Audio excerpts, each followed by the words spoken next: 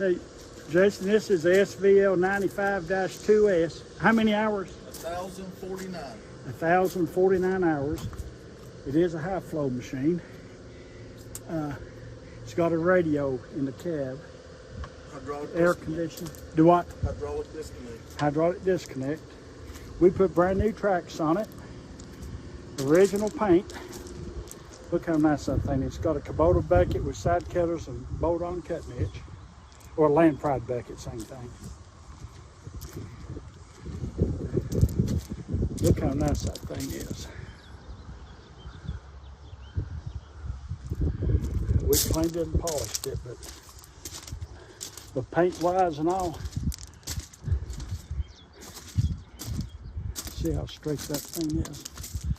Very, very nice. Okay, Jason, I probably should have. We haven't started it today. Let's see.